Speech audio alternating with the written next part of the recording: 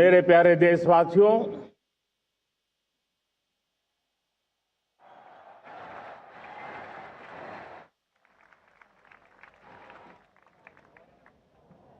आजादी का ये महापर्व 140 करोड़ संकल्पों का पर्व है।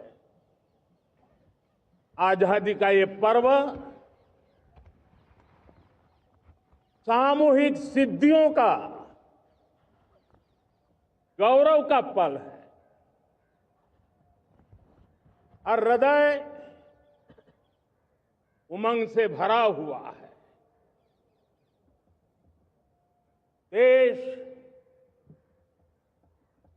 एकता की भावना को निरंतर मजबूती दे रहा है। 140 करोड़ देशवासी आज तिरंगे के रंग में रंगे हैं। हर घर तिरंगा, भारत के हर कोने से, चाहे रेगिस्तान हो या हिमालय की चोटियां, समंदर के तट हो या घनी आबादी वाले क्षेत्र, हर तरफ से एक ही गुंज है, एक ही जयकारा है। हमारी प्राण से भी प्यारी मातृभूमि का जयगान है।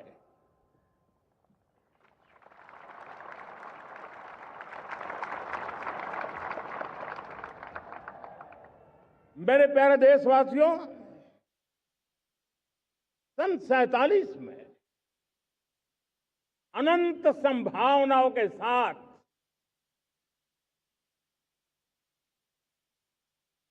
कोटि कोटि भुजाओं के सामर्थ्य के साथ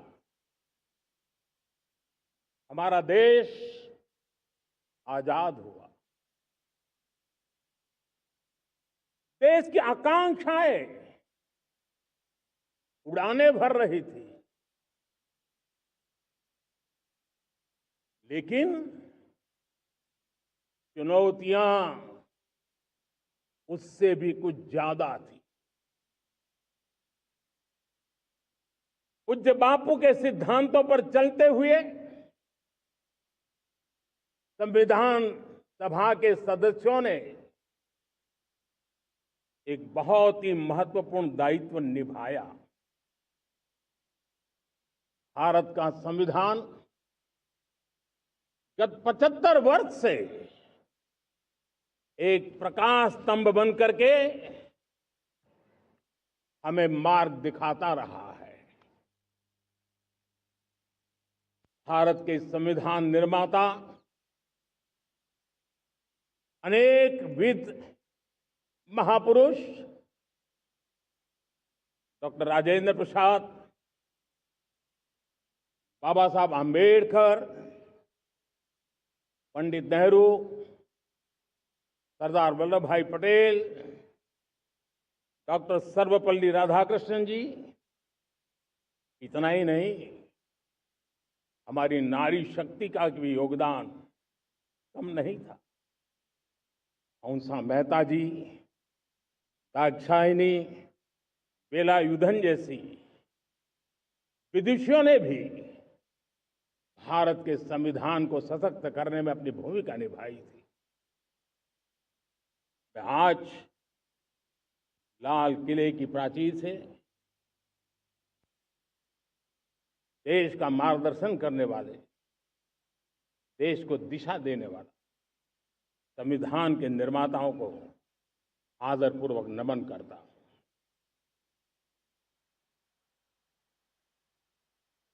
मेरे प्यारे देशवासियों, हम आज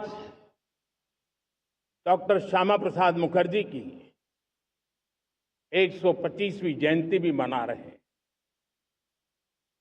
डॉक्टर श्यामा प्रसाद मुखर्जी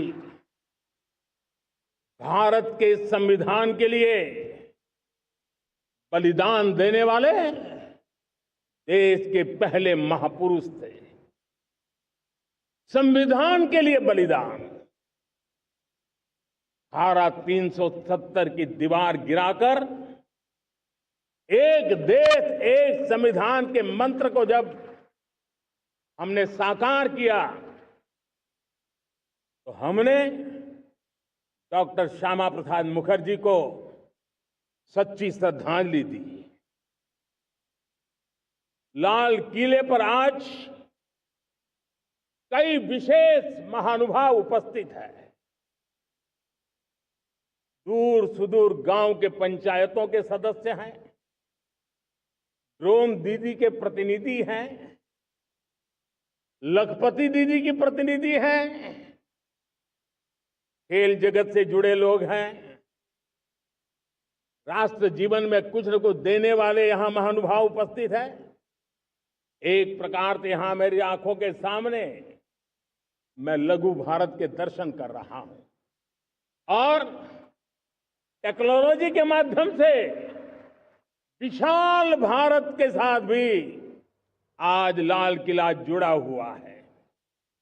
मैं आजादी के इस महापर्व पर देशवासियों का, विश्व भर में फैलाए हुए भारत प्रेमियों का, हमारे मित्रों का हृदय से बहुत बहुत अभिनंदन करता हूं। साथियों, प्रकृति हम सब की परीक्षा ले रही है। पिछले कुछ दिनों में प्राकृतिक आपदाएं, भूस्खलन, बादलों का फटना, न जाने कितनी कितनी आपदाएं हम झेल रहे हैं। पीड़ितों के साथ हमारी संवेदना है। राज्य सरकारें और केंद्र सरकार मिलकर के बचाव के काम, राहत के काम, पुनर्वसन के काम में पूरी शक्ति से जुटे हुए हैं। साथियों, आज 15 अगस्त का एक विशेष महत्व भी मैं देख रहा। मुझे बहुत गर्व हो रहा है। आज मुझे लाल किले की प्राचीर से ऑपरेशन सिंदूर के वीर जाबाजों को सैल्यूट करने का अवसर मिला है।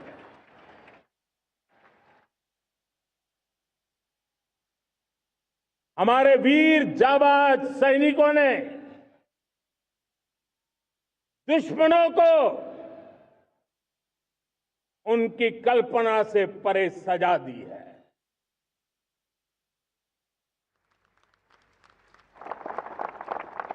और इस अपील को पहलगाम में सीमा पार से आतंकियों ने आकर के जिस प्रकार का कत्ले आम किया, धर्म पूछ करके लोगों को मारा गया। पत्नी के सामने पति को गोलियां दी, बच्चों के सामने अपने पिता को मौत के घाट उतार दिया गया। पूरा हिंदुस्तान आक्रोश से भरा हुआ था। पूरा विश्व भी इस प्रकार से संहार से चौंक गया था। मेरे प्यारे देशवासियों, ऑपरेशन सिंदूर उसी आक्रोश की अभिव्यक्ति है।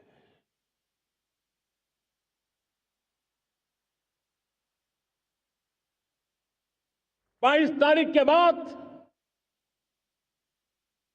हमने हमारे सेना को खुली छूट दे दी। रणनीति वो तय करे, लक्ष्य वो तय करे, समय भी वो चुने और हमारी सेना ने वो करके दिखाया जो कई दशकों तक कभी हुआ नहीं था। सैकड़ों किलोमीटर दुश्मन की धरती पर घुस करके आतंकी हेडक्वार्टर्स को मिट्टी में मिला दिया, आतंकी इमारतों को खंडहर बना दिया।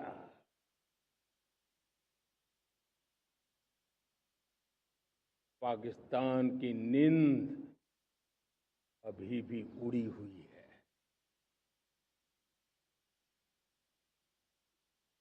पाकिस्तान में हुई तबाही इतनी बड़ी है कि रोज नए नए खुलासे हो रहे हैं, नई नई जानकारियां आ रही हैं। मेरे प्यारे देशवासियों, हमारा देश कई दशकों से आतंक को झेलता आया हुआ है। देश के सीने को छलनी कर दिया गया है। अब हमने एक न्यू नॉर्मल प्रस्थापित किया।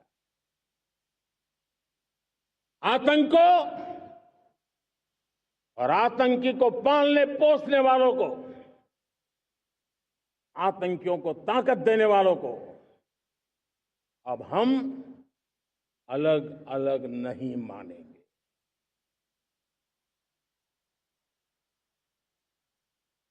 वो मानवता के समान दुश्मन है, उनके बीच कोई फर्क नहीं है।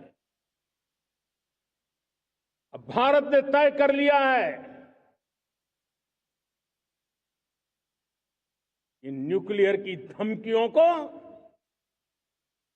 अब हम सहने वाले नहीं हैं। न्यूक्लियर ब्लैकमेल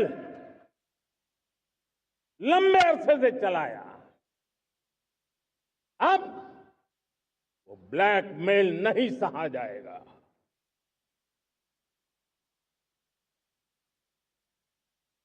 आगे भी अगर दुश्मनों ने ये कोशिश जारी रखी, हमारी सेना तय करेगी, सेना की शर्तों पर, सेना जो समय निर्धारित करे उस समय पर,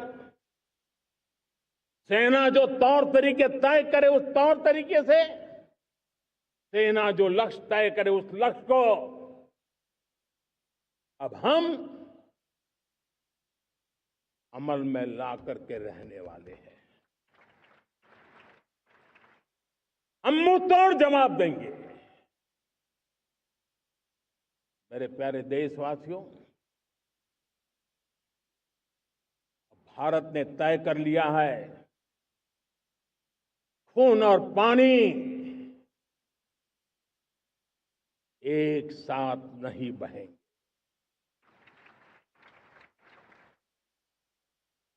अब देशवासियों को भली भांति पता चला है कि सिंधु का समझौता कितना अन्यायपूर्ण है, कितना एक तरफा है। भारत से निकलती नदियों का पानी दुश्मनों के खेत को सींच रहा है और मेरे देश के किसान, मेरे देश की धरती पानी के बिना प्यासी है।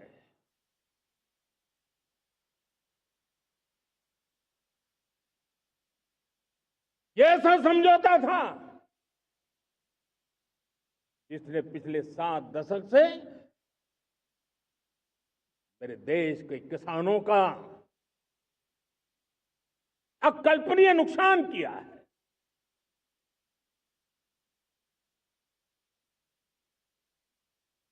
अब हिंदुस्तान के हक का जो पानी है उस पर अधिकार सिर्फ और सिर्फ हिंदुस्तान का है, हिंदुस्तान के किसानों का है। भारत कतई सिंधु समझौते को, उस स्वरूप को दशकों तक सहा है, उस स्वरूप को आगे नहीं सहा जाएगा। किसान हित में, राष्ट्र हित में ये समझौता हमें मंजूर नहीं है। मेरे प्यारे देशवासियों, आजादी के लिए असंख्य लोगों ने बलिदान दी, अपनी जवानी खपा दी, जेलों में जिंदगी गुजारी है, फांसी के तख्त पर लटके हैं, कुछ लेने पाने बनने के लिए नहीं, मां भारती के स्वाभिमान के लिए, कोटि कोटि जनों की आजादी के लिए, गुलामी की जंजीरों को तोड़ने के लिए। और मन में एक ही भाव था, स्वाभिमान। साथियों, गुलामी ने हमें निर्धन बना दिया, गुलामी ने हमें निर्भर भी बना दिया, औरों पर हमारी निर्भरता बढ़ती गई। हम सब जानते हैं, आजादी के बाद कोटि कोटि जनों के पेट भरना बड़ी चुनौती थी। लेकिन यही मेरे देश के किसान हैं जिन्होंने खून पसीना एक करके देश के अन्न के भंडार भर दिए।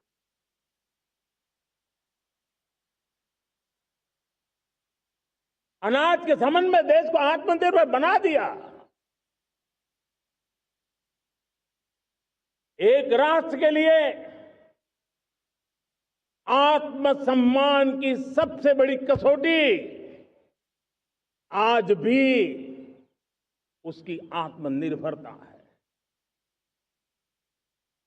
और मेरे प्यारे देशवासियों, विकसित भारत का आधार भी है आत्मनिर्भर भारत।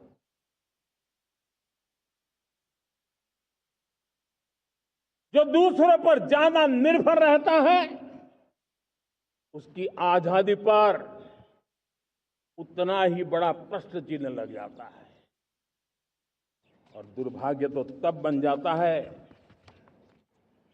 जब निर्भरता की आदत लग जाए, पता ही ना चले हम कब आत्मनिर्भरता छोड़ रहे हैं और कब किसी के निर्भर हो जाते हैं। ये आदत खतरे से खाली नहीं है और इसलिए प्रतिपल जागरूक रहना पड़ता है आत्मनिर्भर होने के लिए। और मेरे प्यारे देशवासियों, आत्मनिर्भरता का नाता सिर्फ आयात और निर्यात, रुपये, पैसे, पाउंड, डॉलर यहां तक सीमित नहीं है। इतना सीमित अर्थ उसका नहीं है। आत्मनिर्भरता का नाता हमारे सामर्थ्य से जुड़ा हुआ है। और जब आत्मनिर्भरता खत्म होने लगती है तो सामर्थ्य भी निरंतर क्षीण होता जाता है। और इसलिए हमारे सामर्थ्य को बचाए रखने, बनाए रखने और बढ़ाए रखने के लिए आत्मनिर्भर होना बहुत अनिवार्य है। साथियों, हमने ऑपरेशन सिंदूर में देखा है मेड इन इंडिया की कमाल क्या थी। दुश्मन को पता तक न चला कि कौन से शस्त्रास्त्र है, ये कौन सा सामर्थ्य है जो पलक भर में उनको नष्ट कर रहा है। सोचिए, अगर हम आत्मनिर्भर होते न होते तो क्या ऑपरेशन सिंदूर इतनी त्वरित गति से हम कर पाते? पता नहीं कौन सप्लाई देगा नहीं देगा, साजो सामान मिलेगा नहीं मिलेगा, इसी की चिंता बनी रहती। लेकिन हमें मेड इन इंडिया की शक्ति हमारे हाथ में थी, सेना के हाथ में थी। इसलिए बिना चिंता, बिना रुकावट, बिना हिचकिचाहट हमारी सेना अपना पराक्रम करती रही। और ये पिछले 10 साल से लगातार डिफेंस के क्षेत्र में आत्मनिर्भरता पर हम एक मिशन लेकर के चले हैं, उसके नतीजे आज नजर आ रहे हैं। साथियों, मैं एक और विषय पर आपका ध्यान आकर्षित करना चाहता हूं। ये बात से कोई इनकार नहीं कर सकता कि 21वीं सदी टेक्नोलॉजी ड्रिवन सेंचुरी है। और जब टेक्नोलॉजी ड्रिवन है और इतिहास की तरफ नजर करें तो पता है, इतिहास गवाह है, जिन जिन देशों ने टेक्नोलॉजी में महारत हासिल की, वो देश विकास की ऊंचाइयों को पार कर गए, शिखर पर पहुंच गए। आर्थिक शक्ति नए पैमाने पर पहुंचती गई। हम जब टेक्नोलॉजी के अलग अलग आयामों की बात करते हैं तो मैं आपका ध्यान आकर्षित करता हूं सेमीकंडक्टर्स पे। उदाहरण के तौर पे बताता हूं, मैं यहां लाल किले से किसी सरकार की आलोचना करने के लिए खड़ा नहीं हुआ और नहीं मैं करना चाहता, लेकिन देश की युवा पीढ़ी को जानकारी होना भी उतना जरूरी है। हमारे देश में 50-60 साल पहले सेमीकंडक्टर को लेकर के फाइलें शुरू हुई। 50-60 साल पहले फैक्ट्री का विचार चालू हुआ। आप मेरे नौजवानों जानकर के हैरान हो जाएंगे, आज सेमीकंडक्टर जो पूरी दुनिया की एक ताकत बन गया है, 50-60 साल पहले वो विचार, वो फाइलें अटक गई, लटक गई, अटक गई। सेमीकंडक्टर के विचार की ही भ्रूण हत्या हो गई। 50-60 साल गवा दी। हमारे बाद कई देश सेमीकंडक्टर में आज महारत हासिल करके दुनिया में अपनी ताकत को प्रस्थापित कर रहे हैं। साथियों, आज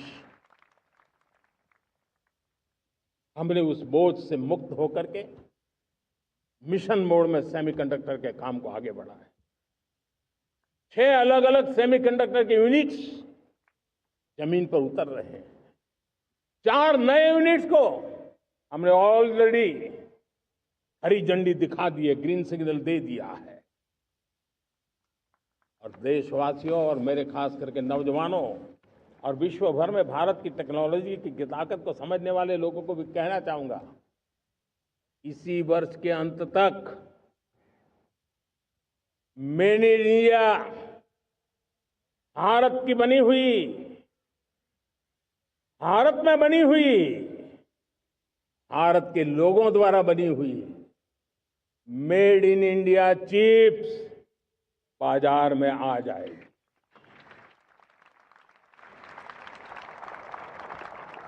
मैं दूसरा उदाहरण देना चाहता हूं।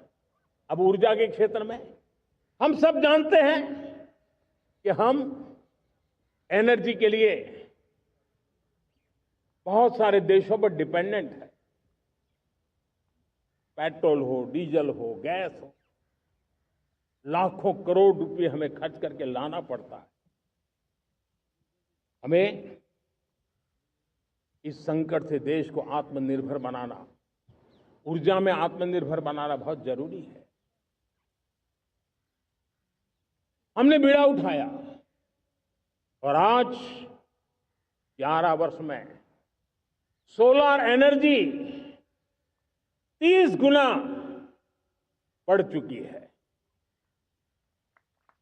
हम नए नए डैम बना रहे हैं ताकि हाइड्रो का विस्तार हो और हमें क्लीन एनर्जी की उपलब्ध हो।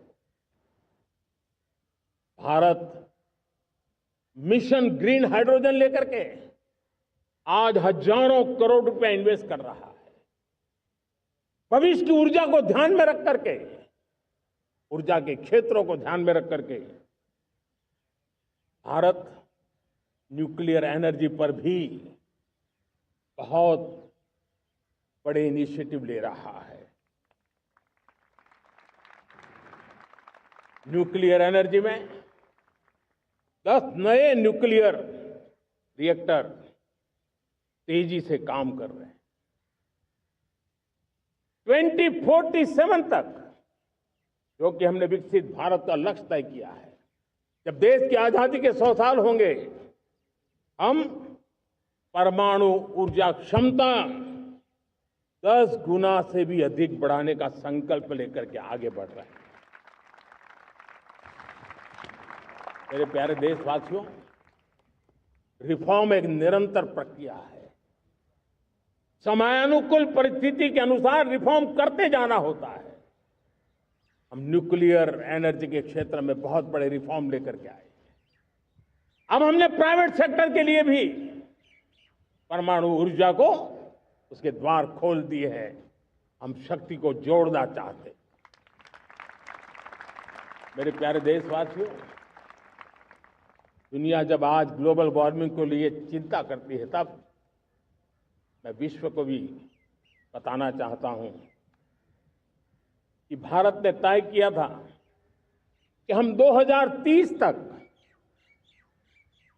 क्लीन एनर्जी भारत में 50% पहुंचा देंगे। ये लक्ष्य हमारा 2030 तक था।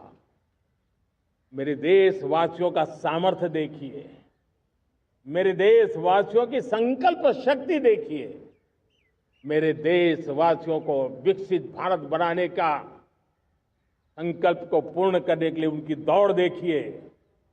हमने जो लक्ष्य 2030 में तय किया था, वो 50% क्लीन एनर्जी का लक्ष्य 2025 में हमने कर लिया। 5 साल पहले हमने अचीव कर लिया, क्योंकि विश्व के प्रति भी हम उतने ही संवेदनशील हैं, प्रकृति के प्रति भी उतने ही हम जिम्मेवार लोग हैं। मेरे प्यारे देशवासियों, बजट का बहुत बड़ा हिस्सा ये पेट्रोल, डीजल, गैस, इन सबको लाने के लिए खर्च होता था। लाखों करोड़ रुपए चले जाते थे। अगर हम ऊर्जा में डिपेंडेंट न होते तो वो धन मेरे देश के नौजवानों के भविष्य के लिए काम आता। वो धन मेरे देश के गरीबों को गरीबी के खिलाफ लड़ाई लड़ने में काम आता। वो धन मेरे देश के किसानों के कल्याण में काम आता। वो धन मेरे देश के गांव की परिस्थिति को पलटने के लिए काम आता। लेकिन हमें विदेशों को देना पड़ रहा। अब हम आत्मनिर्भर बनने की दिशा में काम कर रहे हैं। देश को विकसित बनाने के लिए हम अब समुद्र मंथन की तरफ भी जा रहे हैं। हमारे समुद्र के मंथन को आगे बढ़ाते हुए हम समुद्र के भीतर के तेल के भंडार, गैस के भंडार, उसको खोजने की दिशा में एक मिशन मोड में काम करना चाहते हैं। और इसलिए भारत ने national deep water exploration mission शुरू करने जा रहा है। ये ऊर्जा इंडिपेंडेंट बनने के लिए ये हमारी महत्वपूर्ण घोषणा है। मेरे प्यारे देशवासियों, आज पूरा विश्व क्रिटिकल मिनरल को लेकर के बहुत ही सतर्क हो गया है। उसके सामर्थ्य को लोग भली भांति समझने लगे हैं। कल तक जिस तरफ ज्यादा ध्यान नहीं था वो आज सेंटर स्टेज पे है। हमारे लिए भी क्रिटिकल मिनरल्स में आत्मनिर्भरता बहुत अनिवार्य है। एनर्जी का सेक्टर हो, इंडस्ट्री का सेक्टर हो, रक्षा क्षेत्र हो, टेक्नोलॉजी के हर क्षेत्र हो, आज क्रिटिकल मिनरल्स की टेक्नोलॉजी के अंदर बहुत अहम भूमिका है। और इसलिए नेशनल क्रिटिकल मिशन हमने लॉन्च किया है। 1200 से अधिक स्थानों पर खोज का अभियान चल रहा है और हम क्रिटिकल मिनरल में भी आत्मनिर्भर बनने की दिशा में आगे बढ़ रहे हैं। मेरे प्यारे देशवासियों, स्पेस सेक्टर का कमाल तो हर देशवासी देख रहा, गर्व से भर जा रहा। और हमारे group captain Shubhanshu Shukla space station से लौट चुके हैं और आने वाले कुछ दिनों में वो भारत भी आ रहे हैं। हम स्पेस में भी अपने दम पर आत्मनिर्भर भारत गगनयान की तैयारी कर रहे हैं। हम अपने बलबूते पर हमारा अपना स्पेस स्टेशन बनाने की दिशा में हम काम कर रहे हैं। और पिछले दिनों स्पेस में जो रिफॉर्म किए गए, मुझे बहुत गर्व हो रहा है। मेरे देश के 300 से ज्यादा स्टार्टअप्स आप सिर्फ और सिर्फ स्पेस सेक्टर में काम कर रहे हैं और उन 300 स्टार्टअप में हजारों नौजवान पूरे सामर्थ्य के साथ जुटे हैं। ये है मेरे देश के नौजवानों की ताकत और ये है हमारे देश के नौजवानों के प्रति विश्वास।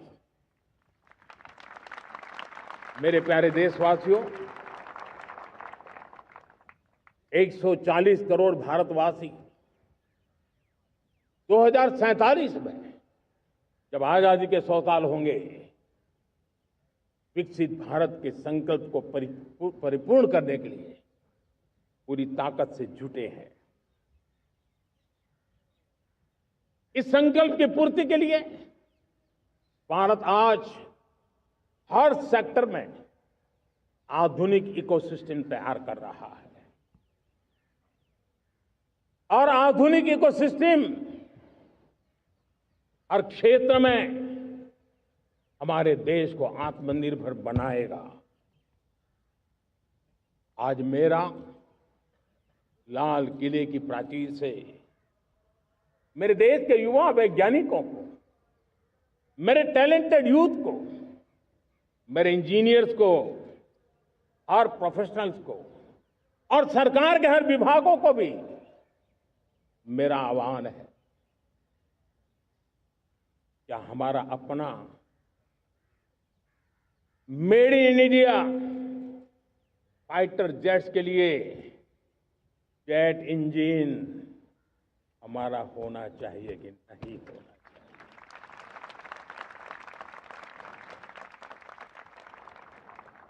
हम फार्मा ऑफ द वर्ल्ड माने जाते हैं।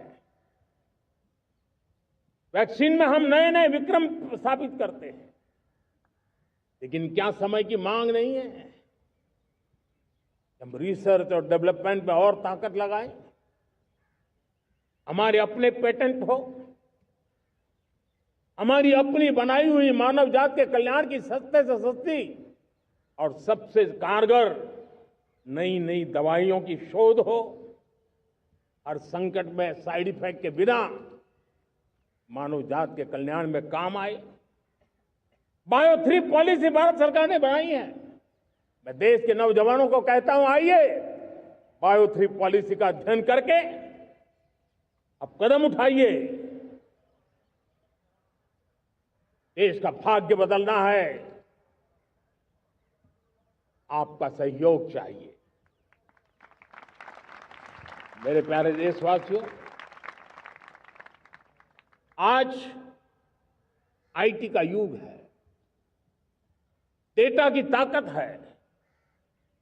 क्या समय की मांग नहीं है? ऑपरेटिंग सिस्टम से लेकर के साइबर सुरक्षा तक, डीप टेक से लेकर के आर्टिफिशियल इंटेलिजेंस तक, सारी चीजें हमारी अपनी हो, इस पर हमारे ही लोगों का सामर्थ्य जुटा हुआ हो, उनकी सामर्थ्य शक्ति का विश्व को परिचय कराए। साथियों, आज दुनिया में सोशल मीडिया का हो, बाकी प्लेटफॉर्म का हो, दुनिया के प्लेटफॉर्म पर हम काम कर रहे हैं। दुनिया ने हमने दिखा दिया है, यूपीआई का हमारा प्लेटफॉर्म आज दुनिया को अजोबा कर रहा है। हमारे में सामर्थ्य है। रियल टाइम ट्रांजैक्शन में 50% अकेला भारत यूपीआई के माध्यम से कर रहा है। इसका मतलब की ताकत है। क्रिएटिव वर्ल्ड हो, सोशल मीडिया हो, ये जितने भी प्लेटफॉर्म्स हैं, मेरे देश के नौजवानों में चुनौती करता हूं आपको, आइए हमारे अपने प्लेटफॉर्म क्यों ना हो, हम क्यों दूसरों पर निर्भर रहे, क्यों भारत का धन बाहर जाए। और मुझे आपके सामर्थ्य पर भरोसा है। मेरे प्यारे देशवासी, जैसे ऊर्जा के क्षेत्र में हम डिपेंडेंट हैं, वैसा ही देश का दुर्भाग्य है कि फर्टिलाइजर, उसमें भी हमें दुनिया पर निर्भर रहना पड़ता है। मेरे देश के किसान भी फर्टिलाइजर का सही उपयोग कर करके धरती माता की सेवा कर सकते हैं। अनाप शनाप उपयोग से भी धरती मां को बहुत नुकसान पहुंचा रहे हैं। लेकिन साथ साथ मैं देश के नौजवानों को कहना चाहता हूं, देश के उद्योग जगत को कहना चाहता हूं, देश के प्राइवेट सेक्टर को कहना चाहता हूं, आइए हम फर्टिलाइजर के भंडार भर दें, हम नए नए तौर तरीके खोजें और भारत की आवश्यकता के अनुसार हम अपना फर्टिलाइजर तैयार करें। हम औरों पर निर्भर न रहे। साथियों, आने वाला युग ईवी का है। अब ईवी बैटरी क्या हम नहीं बनाएंगे? हम निर्भर रहेंगे? सोलर पैनल की बात हो, इलेक्ट्रिक व्हीकल्स के लिए जिन जिन चीजों की आवश्यकताएं हैं, वो हमारी अपनी होनी चाहिए। साथियों, मैं ये इसलिए कहने की हिम्मत करता हूं, क्यों? क्योंकि मुझे देश के नौजवानों के सामर्थ्य पर भरोसा है। और भरोसा सिर्फ वो मेरे देश के नौजवान हैं इतने मात्र से नहीं है। कोविड के समय हम बहुत सारी चीजों पर निर्भर थे। तो मेरे देश के नौजवानों को कहा गया कि वैक्सीन हमारी अपनी चाहिए, देश ने करके दिखाया। कोविन प्लेटफॉर्म हमारा अपना होना चाहिए, देश ने करके दिखाया। करोड़ों करोड़ों लोगों की जिंदगी बचाने का काम हमने किया है। वही स्पिरिट, वही जज्बा हमें जीवन के हर क्षेत्र में आत्मनिर्भर बनने के लिए अपना सब कुछ देना है। अपना जो बेस्ट है वो हमें दे करके रहना है। साथियों, पिछले 11 साल में एंटरप्रेन्योरशिप, उद्यमशीलता को बहुत बड़ी ताकत मिली। आज लाखों स्टार्टअप्स टियर 2, टियर 3 सिटी में देश की अर्थशक्ति को, देश के इनोवेशन को ताकत दे रहे हैं। उसी प्रकार से मुद्रा योजना से हमारे देश के करोड़ों नौजवान, उसमें भी हमारी बेटियां, करोड़ों करोड़ों लोग मुद्रा से लोन लेकर के अपना खुद का कारोबार कर रहे हैं। खुद तो अपने पैरों पर खड़े हुए हैं, लेकिन औरों को भी पैरों पर खड़े रहने की ताकत देते हैं। वे भी एक प्रकार से हर व्यक्ति को आत्मनिर्भर बनाने का अवसर दे रही है। मेरे साथियों, विमेन सेल्फ हेल्प ग्रुप किसी का ध्यान नहीं था। पिछले 10 साल में विमेन सेल्फ हेल्प ग्रुप ने कमाल करके दिखाया। आज उनके प्रोडक्ट दुनिया के बाजार में जाने लगे हैं। लाखों करोड़ों का कारोबार हमारे विमेन सेल्फ हेल्प ग्रुप करते हैं। मैंने एक बार मन की बात में खिलौने की बात कही थी। हम करोड़ों करोड़ रुपए के खिलौने विदेश से लाते थे। मैंने ऐसे ही मन की बात में कहा, करे मेरे देश के नौजवानों, ऐसा भी करें इन्हें क्या, किलो भी बाहर जाएंगे। और आज मैं गर्व से कहता हूं कि मेरा देश खिलौने एक्सपोर्ट करने लग गया है। यानी देश के सामर्थ्य को हर प्रकार के अवसर मिले, हर रुकावटों से मुक्ति मिले, उसको सर्वाधिक करने के लिए प्रेरित किया जाए। देश कर सकता है। मैं देश के युवाओं से कहता हूं, आइए आप इनोवेटिव आइडियाज लेकर के, आपके आइडियाज को मरने मत देना दोस्त। आज का आपका आइडिया हो सकता है आने वाली पीढ़ी का भविष्य बना सकता है। मैं आपके साथ खड़ा हूं, मैं आपके लिए काम करने के लिए तैयार हूं, आपका साथी बन के काम करने तैयार हूं। आप आइए, हिम्मत जुटाइए, इनिशिएटिव लीजिए। जो युवा मैन्युफैक्चरिंग के बारे में सोचते हैं, आइए आगे बढ़िए। सरकार के नियमों में बदलाव करना है, मुझे बताइए। अब देश रुकना नहीं चाहता है। 2047 दूर नहीं है, एक एक पल की कीमत है और हम एक भी पल गंवाना नहीं चाहते दोस्तों। साथियों, ये आगे बढ़ने का अवसर है, बड़े सपने देखने का अवसर है, संकल्प के लिए समर्पित होने का अवसर है। जब सरकार आपके साथ है और मैं स्वयं आपके साथ हूं, तब हम नया इतिहास बना सकते हैं। साथियों, आज नेशनल मैन्युफैक्चरिंग मिशन पर बहुत तेजी से काम हो रहा है। हमारे एमएसएमई उसका लोहा दुनिया मानती है। ये दुनिया में बड़ी बड़ी चीजें बनती है ना, कुछ न कुछ तो औजार हमारे देश के एमएसएमई के द्वारा जाते हैं, बड़े गर्व के साथ जाते हैं। लेकिन हम कॉम्प्रिहेंसिव इंटीग्रेटेड विकास की राह पर जाना चाहते हैं और इसलिए उनकी शक्ति बढ़े। और उसमें भी मैंने पहले एक बार लाल किले से कहा था, जीरो डिफेक्ट जीरो इफेक्ट। आज कहना चाहता हूं कि हमें विश्व बाजार में अपने सामर्थ्य का लोहा मनवाना है, तो हमें क्वालिटी में निरंतर नई ऊंचाइयों को पार करना। दुनिया क्वालिटी को स्वीकार करती है, हमारी गुणवत्ता सबसे ज्यादा हो और सरकार के भी प्रयास हो, रॉ मटेरियल की भी उपलब्धि हो, हमारी प्रोडक्शन की कॉस्ट कैसे कम हो, हम उसमें दम रह गए। और साथियों, हम सभी जो उत्पादन के क्षेत्र में लगे हैं, उन सबका मंत्र होना चाहिए, दाम कम लेकिन दम ज्यादा। हमारी हर प्रोडक्ट का दम ज्यादा हो लेकिन दाम कम हो। इस भाव को लेकर के हमें आगे बढ़ना है।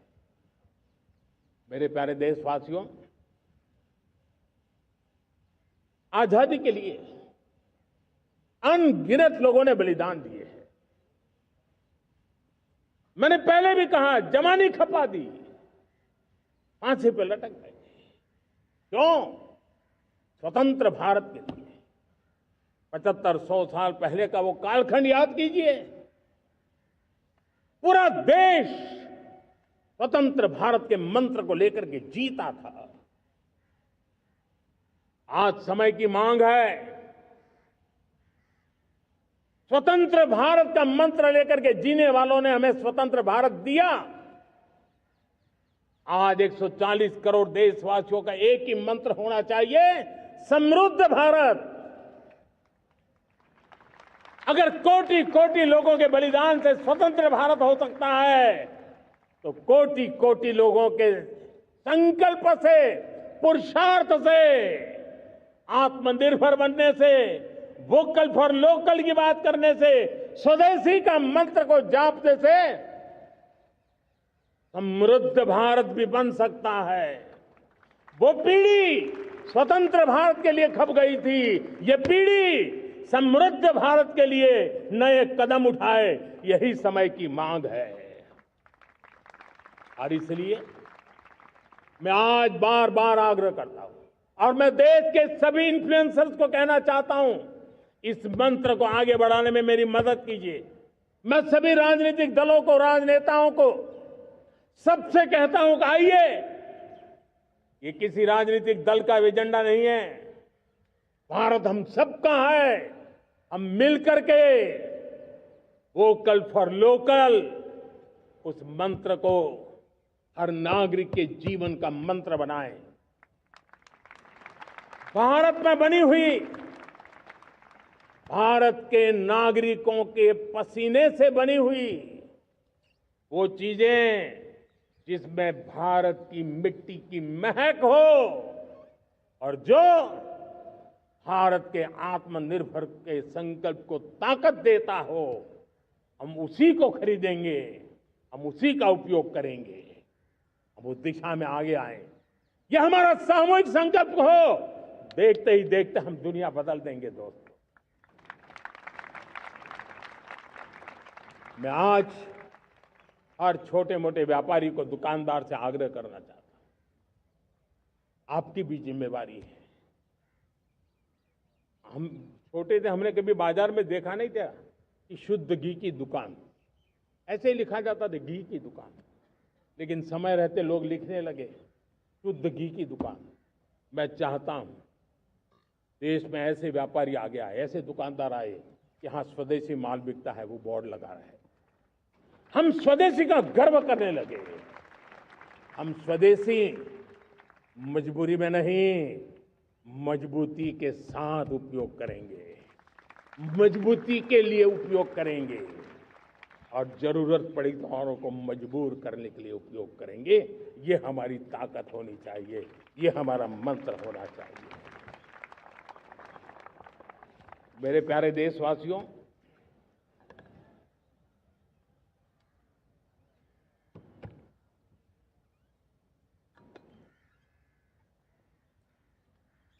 मुझे बहुत लंबे समय से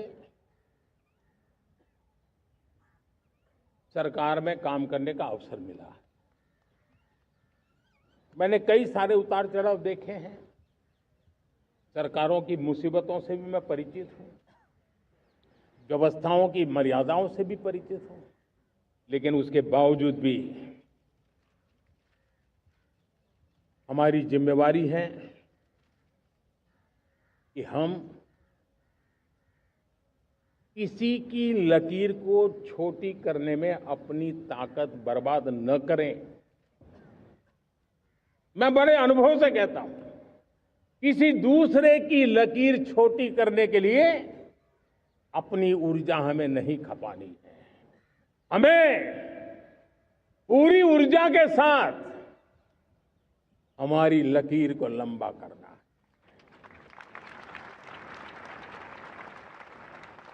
हम अगर अपनी लकीर लंबी करते हैं तो दुनिया भी हमारा लोहा मानेगी। आज जब वैश्विक परिस्थितियों में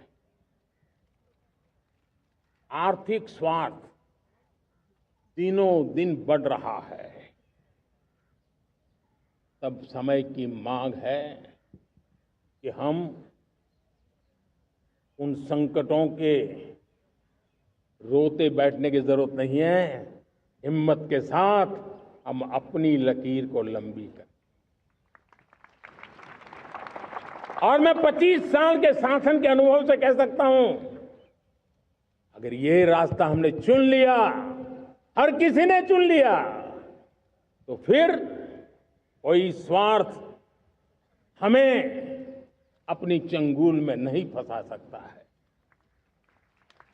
मेरे प्यारे देशवासियों, बीता दशक रिफॉर्म, परफॉर्म, ट्रांसफॉर्म कर रहा है, लेकिन अब हमें और नई ताकत से जुड़ना है। पिछले दिनों हमने कई रिफॉर्म्स किए।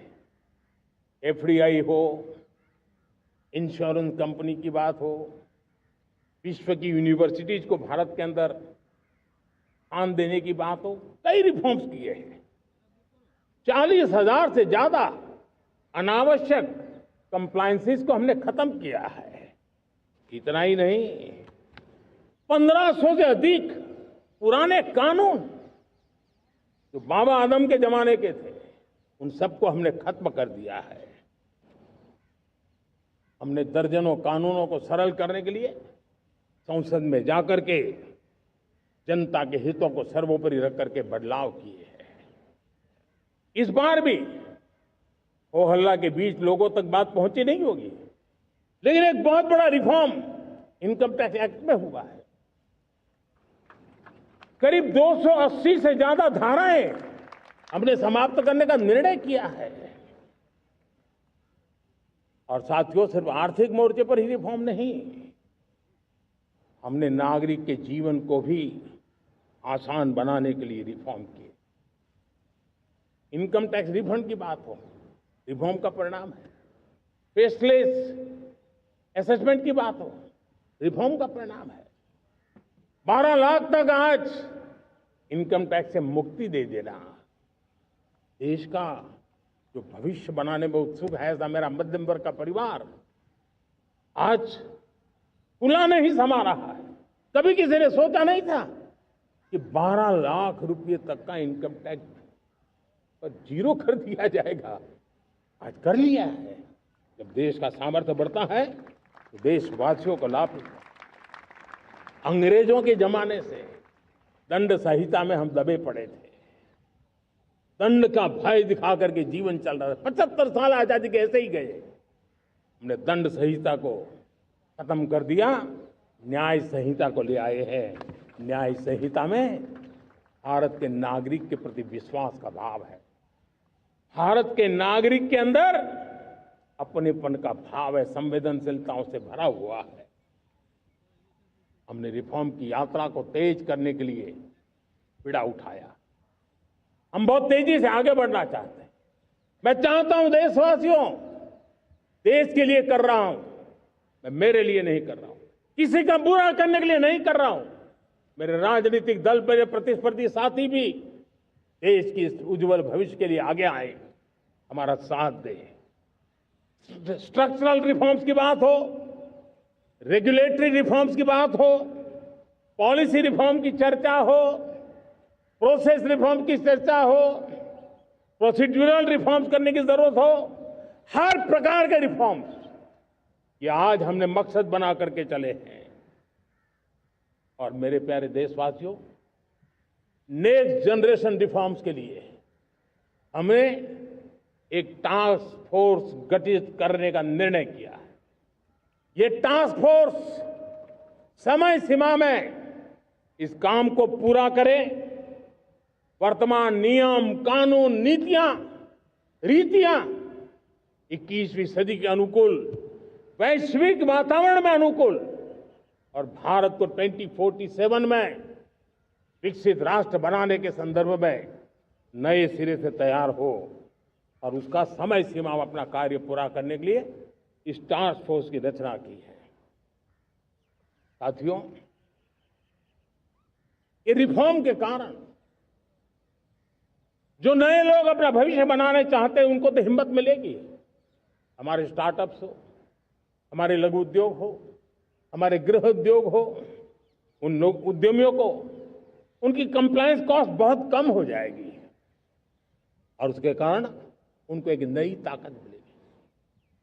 जो एक्सपोर्ट की दुनिया में उनको लॉजिस्टिक सपोर्ट के कारण, व्यवस्थाओं में बदलाव के कारण उनको एक बहुत बड़ी ताकत मिलेगी। साथियों, ऐसे ऐसे कानून हैं हमारे देश में। छोटी छोटी चीजों के लिए जेल में डालने के कानून है। आप हैरान हो जाएंगे, किसी ने नजर नहीं डाली। मैं पीछे लगा हूं, ये मेरे देश के नागरिकों को जेल में बंद करने वाले जो अनावश्यक कानून है वो खत्म होने चाहिए। हम संसद में पहले भी बिल लाए थे, इस बार भी लेके आए हैं। साथियों, इस दिवाली में आपकी डबल दिवाली का काम मैं करने वाला हूं। इस दिवाली में आपको एक बहुत बड़ा तोहफा देशवासियों को मिलने वाला है। पिछले 8 साल से हमने जीएसटी का बहुत बड़ा रिफॉर्म किया। पूरे देश में टैक्स के बर्डन को कम किया, टैक्स की व्यवस्थाओं को सरल किया और 8 साल के बाद समय की मांग है कि हम एक बार उसको रिव्यू करें। हमने एक हाई पावर कमेटी को बिठा करके रिव्यू शुरू किया, राज्यों से भी विचार विमर्श किया और मेरे प्यारे देशवासियों, हम नेक्स्ट जनरेशन जीएसटी रिफॉर्म्स लेकर के आ रहे हैं। ये दिवाली के अंदर आपके लिए तोहफा बन जाएंगे। सामान्य मानवीय की जरूरतों के टैक्स भारी मात्रा में कम कर दिए जाएंगे। बहुत बड़ी सुविधा बढ़ेगी। हमारे एमएसएमई, हमारे लघु उद्यमी, इनको बहुत बड़ा लाभ मिलेगा। रोजमर्रा की चीजें बहुत सस्ती हो जाएगी और उससे इकोनॉमी को भी एक नया बल मिलने वाला है। मेरे प्यारे देशवासियों, आज देश तीसरी बड़ी इकोनॉमी बनने के लिए समय है, तेज गति से आगे बढ़ रहा है। हम दरवाजे खटखटा रहे हैं और बहुत तेजी से हम उसको अचीव भी कर लेंगे। और कोई तो दिन होगा मैं आपके बीच आकर के लाल किले की प्राचीर से ये खबर भी सुनाऊंगा।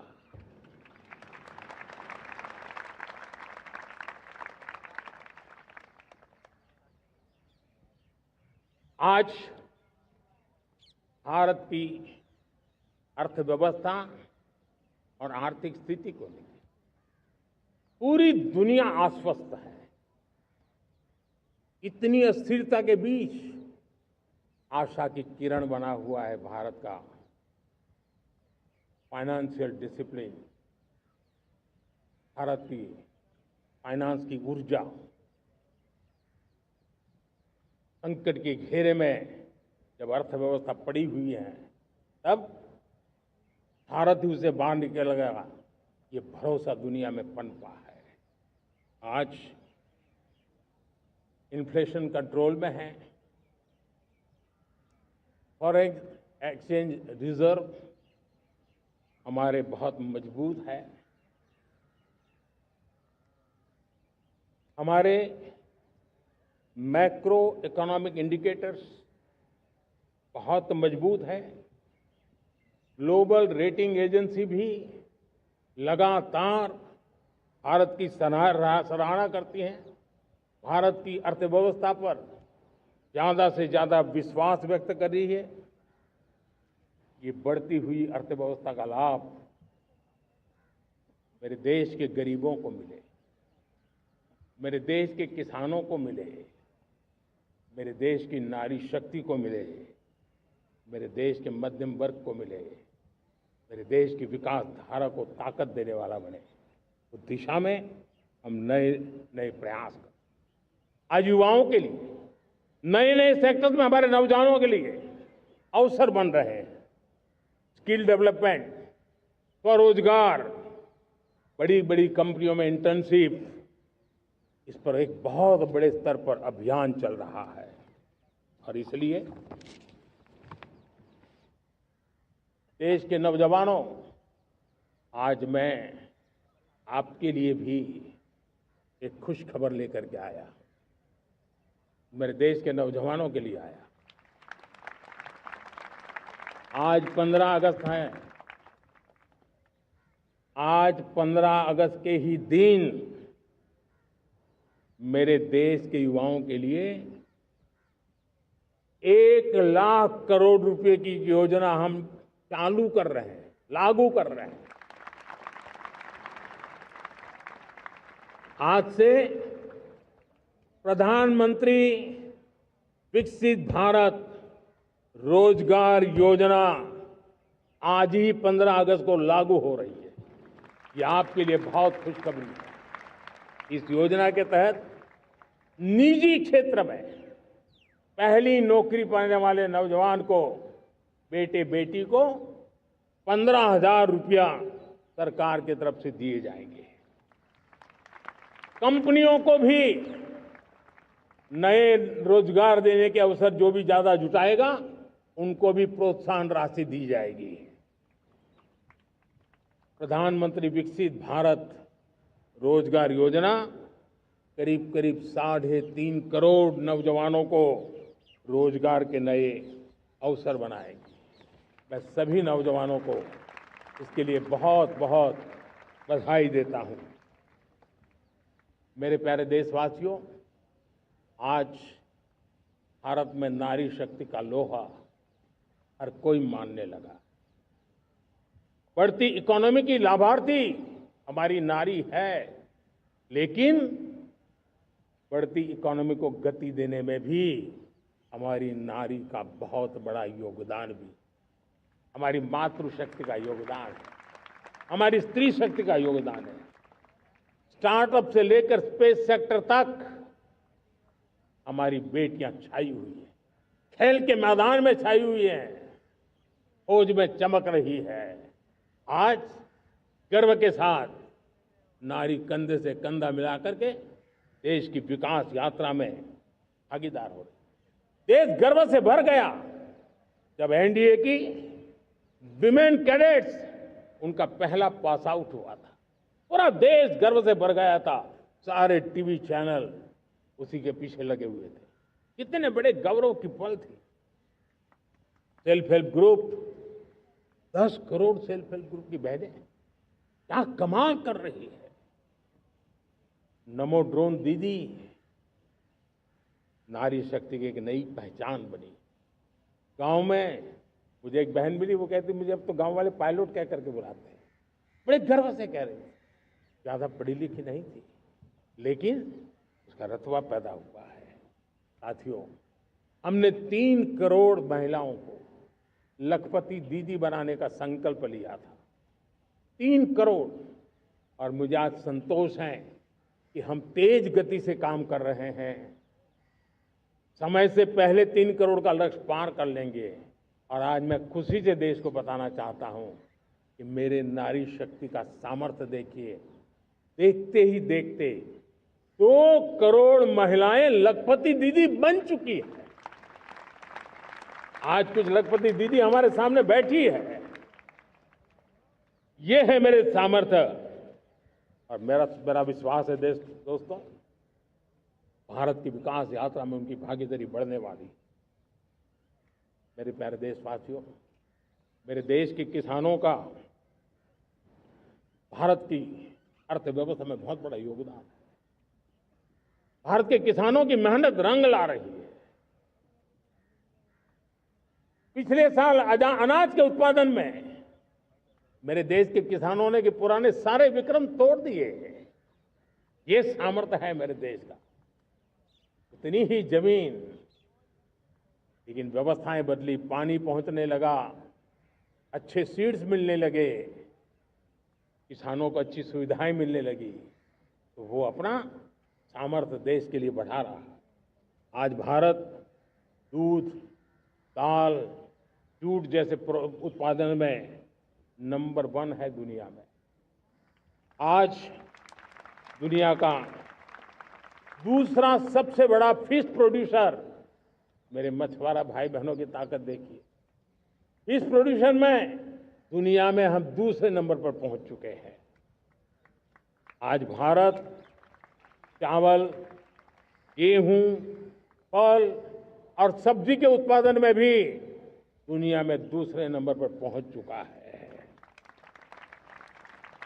साथियों, आपको खुशी होगी, मेरे देश के किसान जो पैदावार देते हैं, आज वो उत्पादन दुनिया के बाजार में पहुंच रहा है। 4 लाख करोड़ रुपया एग्रो प्रोडक्ट का एक्सपोर्ट हुआ है। ये मेरे देश के किसानों ने भी ताकत दिखाई है। हम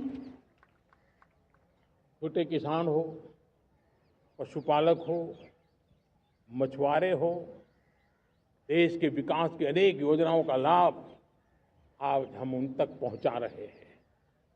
पीएम किसान सम्मान निधि हो, रेन वाटर हार्वेस्टिंग हो, सिंचाई की योजनाएं हो, क्वालिटी सीड्स हो, फर्टिलाइजर की आवश्यकता हो, हर क्षेत्र में आज और किसान को एक भरोसा हो गया है फसल बीमा का। वो साहसिक बना रहा, उसका परिणाम भी देश को मिल रहा है। जो पहले कल्पना की बात थी आज हकीकत बन गई है।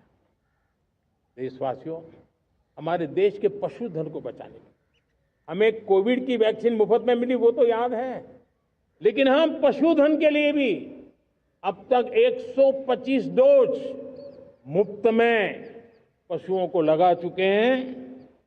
फूट एंड माउथ डिसीज से मुक्ति पाने के लिए, जो हमारा यहाँ उत्तर भारत में उसे खुरपका मुंहपका बीमारी कहते हैं, उससे बचाने के लिए 125 करोड़ डोज हम लगा चुके हैं और मुफ्त में लगा चुके हैं। हम खेती के मामले में देश के वो जिले जहां के किसान औरों से पीछे रह गए, किसी न किसी कारण से 100 जिले ऐसे हैं जहां अपेक्षाकृत कम खेती है, और इसलिए हमने 100 जिले आइडेंटिफाई किए हैं पूरे देश में से, और वहां के किसानों को एम्पावर करना, किसानों को शक्ति देना, किसानों को मदद करने का एक अभियान चलाया है। और इसके लिए पीएम धन धान्य कृषि योजना का आरंभ किया है। पीएम धन धान्य कृषि योजना वो देश के 100 जिले जहां थोड़ी सी भी मदद कर देंगे तो वहां का किसान भी भारत के अन्य किसानों की बराबरी कर देगा। मेरे प्यारे देशवासियों, भारत के किसान, भारत के पशुपालक, भारत के मछुआरे, ये हमारी सबसे बड़ी प्राथमिकता है। भारत के किसान, भारत के मछुआरे, भारत के पशुपालक, उनसे जुड़ी किसी भी अहितकारी नीति के आगे मोदी दीवार बन के खड़ा है।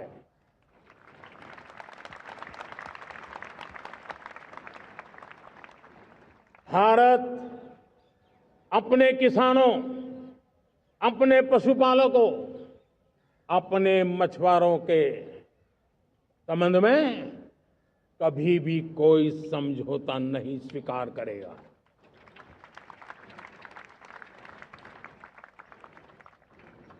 प्यारे देशवासियों, गरीबी क्या होती है मुझे किताबों में पढ़ना नहीं पड़ा है, मैं जानता।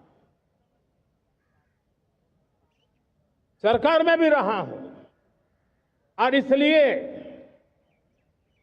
मेरी कोशिश रही है कि सरकार फाइलों में नहीं होनी चाहिए। सरकार देश के नागरिकों की लाइफ में होनी चाहिए। दलित हो, पीड़ित हो, शोषित हो, वंचित हो, उनके लिए सकारात्मक रूप से सरकारें प्रोएक्टिव हो, सरकारें प्रो पीपल हो। उस दिशा में हम निरंतर प्रयास कर रहे हैं। समाज के हर जरूरत व्यक्ति के लिए, कुछ लोगों को लगता है कि सरकार की योजनाएं पहले भी आती थी। जी नहीं, हम सरकार की योजनाओं को जमीन पर उतार रहे हैं, सैचुरेशन पर बल देते हैं। और सामाजिक न्याय का अगर कोई सच्चा सा सच्चा एजुकेशन है तो सैचुरेशन में है, जिसमें कोई हकदार छूटे नहीं, हकदार के घर तक सरकार जाए और उसे अपना हक की चीजें मिले, उसके लिए हम काम कर रहे हैं।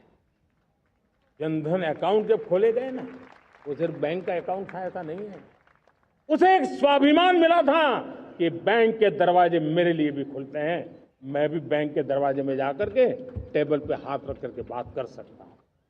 ये विश्वास हमने जगाया है। आयुष्मान भारत ने बीमारी को सहने की आदत से मुक्ति दिलाने का और उनको अच्छे स्वास्थ्य के लिए मदद करने का काम और जब हम वरिष्ठ नागरिकों को 5 लाख रुपए से ज्यादा मदद कर करके उनके आरोग्य की चिंता करते हैं, आज पीएम आवास 4 करोड़ गरीबों को घर मिलना मतलब जिंदगी के नए सपने वहां सजते हैं। वो सिर्फ 4 दीवारें नहीं है दोस्तों। रेहड़ी पटरी वालों के लिए पीएम स्वनिधि योजना, जो कभी ब्याज के चक्कर में फंसा रहता था, आज पीएम स्वनिधि से रेहड़ी पटरी वाला भी, और आपने देखा वो यूपीआई से पैसे लेता है, यूपीआई से पैसे देता है। ये बदलाव आखिरी व्यक्ति तक चिंता लोगों की लाइफ में सरकार होनी चाहिए। उसी के कारण ये जमीन से जुड़ी योजनाएं बनती हैं और जमीन से जुड़ी योजनाएं जमीन पर उतरती हैं और जमीन से उतरी हुई योजनाएं जीवन में बदलाव लाने का एक सशक्त माध्यम बन जाती है। एक समय था गरीब हो, पीड़ित हो, आदिवासी हो, वंचित हो, दिव्यांग हो, हमारी विधवा माताएं बहनें हो, अपने हक के लिए दर दर भटकते रहते थे। सरकारी दफ्तरों में चक्कर लगाते लगाते जिंदगी पूरी हो जाती। आज सरकार आपके दरवाजे पर आती है, सैचुरेशन के अप्रोच को लेकर के आती है। करोड़ों लाभार्थियों को सरकारी योजनाओं का लाभ मिल रहा है। डायरेक्ट बेनिफिट ट्रांसफर एक बहुत बड़ा क्रांतिकारी काम हुआ है। साथियों, गरीबी हटाओ के नारे देश ने बहुत सुने हैं, लाल किले से भी सुने, और देश सुन सुन करके थक गया था और देश ने मान लिया था कि गरीबी हट नहीं सकती है। लेकिन जब हम योजनाओं को गरीब के घर तक ले जाते हैं, विश्वास को गरीब के मन में हम पैदा करते हैं, तब मेरे देश के 25 करोड़ गरीब गरीबी को परास्त कर करके, गरीबी से बाहर निकल करके एक नया इतिहास बनाते हैं। आज 10 करोड़ गरीब और 10 वर्ष में 25 करोड़ से ज्यादा गरीब गरीबी को परास्त कर करके गरीबी से बाहर निकले हैं और एक न्यू मिडिल क्लास तैयार हुआ है। मेरे साथियों, ये न्यू मिडिल क्लास और मिडिल क्लास एक ऐसी जुगलबंदी है जिसमें एस्पिरेशन भी है, एफर्ट भी है। वो देश को आगे बढ़ाने के लिए बहुत बड़ा सामर्थ्य बनने वाली है। मेरे प्यारे देशवासियों, बहुत ही निकट भविष्य में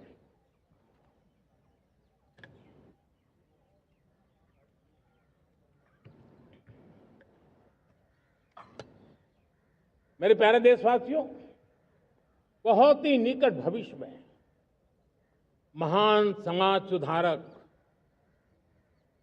महात्मा ज्योतिबा फुले जी की 200वीं जयंती आ रही है। हम उस जयंती के समारोह शुरू करने जा रहे हैं और महात्मा ज्योतिबा फुले के सिद्धांत, उन्होंने जो मंत्र दिए, उसमें हमारे लिए प्रेरणा है। पिछड़े को प्राथमिकता, पिछड़े को प्राथमिकता देते हुए हम परिवर्तन की ऊंचाइयों को प्राप्त करना चाहते हैं। हम इसके लिए परिश्रम की पराकाष्ठा करना चाहते हैं। हम पारदर्शी नीतियों के द्वारा पिछड़ों को प्राथमिकता, ये हम धरती पर उतारना चाहते हैं, हर पिछड़े के जीवन में उतारना चाहते हैं। साथियों, रेहड़ी पटरी वालों के लिए स्वनिधि योजना हो या हमारे हुनर वाले, हाथ से काम करने वाले विश्वकर्मा योजना की बात हो, आदिवासी में भी जो पिछड़े रह गए हैं उनके लिए पीएम जनमन की योजना की बात हो, हमारे पूर्वी भारत को विकास में पूरे देश के अंदर बराबरी में लाना और उनको नेतृत्व देने की दिशा में काम हो। हम सिर्फ समाज पिछड़े हो उनकी चिंता तक अटकने वाले नहीं है। जो क्षेत्र पिछड़े हैं उनको भी हम प्राथमिकता देना चाहते हैं। जो जिले पिछड़े रहे हैं हम उनको प्राथमिकता देना चाहते हैं। जो ब्लॉक पिछड़े रहे हैं उनको प्राथमिकता देना चाहते हैं। हमने 100 एस्पिरेशनल डिस्ट्रिक्ट, 500 एस्पिरेशनल ब्लॉक, उसी मिशन में काम किया है। हमने पूर्वी भारत के विकास के लिए हजारों करोड़ रुपए के इंफ्रास्ट्रक्चर के प्रोजेक्ट को बल दिया है। हमने पूर्वी भारत के जीवन को बदल करके देश की विकास यात्रा में भागीदार बनने का। मेरे प्यारे देशवासियों, जीवन हर क्षेत्र में विकास होना चाहिए। विकास के लिए खेल का भी महत्व होता है। और मुझे खुशी है कि एक जमाना था जहाँ बच्चे खेल में अगर समय लगाते हैं तो माँ बाप ज्यादा पसंद नहीं करते थे। आज एकदम से उलट गया है। अगर बच्चे खेलकूद में आगे आते हैं, रुचि लेते हैं, तो माँ बाप गर्व से भर जाते हैं। मैं इसे एक शुभ संकेत मानता हूं। मेरे देश के परिवार के अंदर खेल को प्रोत्साहन का वातावरण मैं देखता हूं, मेरा मन गर्व से भर जाता है। मैं इसे देश के भविष्य के लिए बहुत शुभ संकेत मानता हूं। और साथियों, इस खेल को बढ़ावा देने के लिए हमने नेशनल स्पोर्ट्स पॉलिसी, कई दशकों के बाद हम देश में खेलो भारत नीति को लेकर के आए हैं, ताकि एक खेल जगत का सर्वांगीण विकास का प्रयास हो। स्कूल से लेकर के ओलंपिक तक हम एक पूरा इकोसिस्टम डेवलप करना चाहते हैं, चाहे कोचिंग की व्यवस्था हो, फिटनेस की बात हो, खेल के मैदान हो, खेल की व्यवस्थाएं हो, खेल के लिए आवश्यक साधन हो, लघु उद्योगों को भी खेल के साधन बनाने में मदद करने की बात हो। यानी एक प्रकार से पूरा इकोसिस्टम हम दूर दराज के बच्चों तक पहुंचाना चाहते हैं। लेकिन साथियों, जब मैं फिटनेस की बात करता हूं, जब मैं खेलकूद की बात करता हूं, तब मैं एक चिंता भी आपके सामने रखना चाहता हूं। हमारे देश के हर परिवार को चिंता करनी चाहिए। मोटापा हमारे देश के लिए बहुत बड़ा संकट बनता जा रहा है। आने वाले वर्षों में लोग, जो पंडित लोग हैं वो कहते हैं, जो जानकार लोग कहते हैं, हर तीसरे व्यक्ति में एक व्यक्ति मोटापे का शिकार होगा। हमें मोटापे से बचना है, ओबेसिटी से बचना है। और इसलिए मैंने बाकी सब करना पड़ेगा, लेकिन एक छोटा सा सुझाव दिया था कि परिवार तय करे कि जब खाने का तेल घर में आएगा 10% कम ही आएगा और 10% कम ही उपयोग करेंगे, और हम ओबेसिटी के खिलाफ लड़ाई को जीतने की दिशा में हम अपना योगदान देंगे।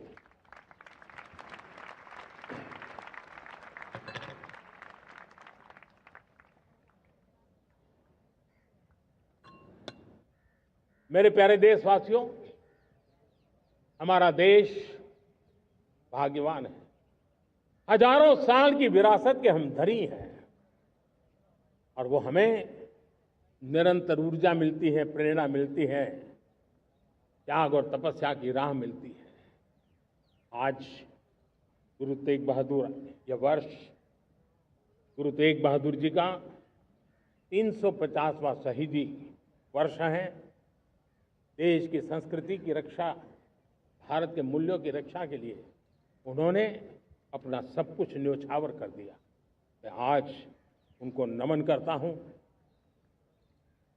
साथियों, हमारी संस्कृति की ताकत हमारी विविधता है। हम विविधता को सेलिब्रेट करना चाहते हैं। हम विविधता को सेलिब्रेट करने की आदत बनाना चाहते हैं।